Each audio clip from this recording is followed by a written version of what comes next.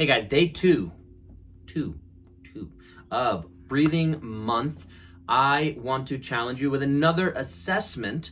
So if you didn't do day one, go back, do that. Here we are, day two. Very simple assessment. You can do the sitting, you can do the standing. I want you to put one hand on your chest, one hand on your belly, and take 2 or 3 really deep breaths in and out. I'm not gonna do it deeply right now because I don't want to bias what that should look like.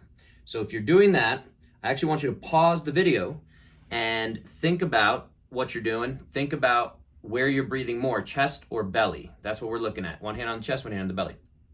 All right, you back? You finished? You did that? You paused? You did it? We're gonna move on to part 2 of day 2. And that's gonna be, can you access your belly as much as possible? So put both hands on the belly and take that deep breath in. And can you expand the belly so you look pregnant? That's okay. We're not judging here. You don't have to send a video or photo of this. So that's part 2.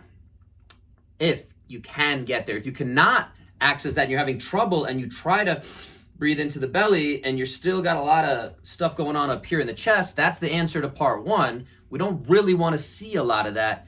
And again, it's normal that that happens. This is fight or flight. This is rest and digest. So we want to be able to access this because that's what's going to ultimately help us in calming down our nervous system, in controlling our nervous system, in also the middle of a workout, in between sprint intervals or rowing on the bike. You want to be able to access deeper belly breathing. You're getting more oxygen in. You're calming down your fight or flight nervous system. Part 3 of this whole thing is you're going to take a jump band. If you have something like this, you could take a belt or even towel or something that you can wrap around. You're going to wrap this around your belly. Okay, you can hold it there. That's all I'm doing.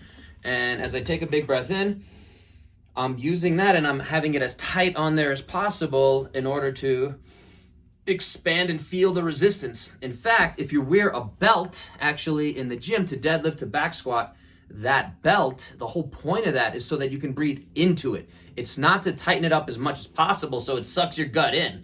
It's so that it allows you to access, again, a deeper core musculature.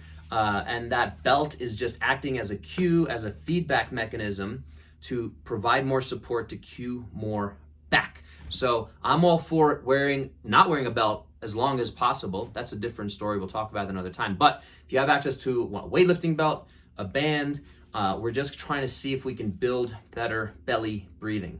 Build better belly breathing. Build better belly breathing. Build better breathing. See you guys soon. Let me know how that goes.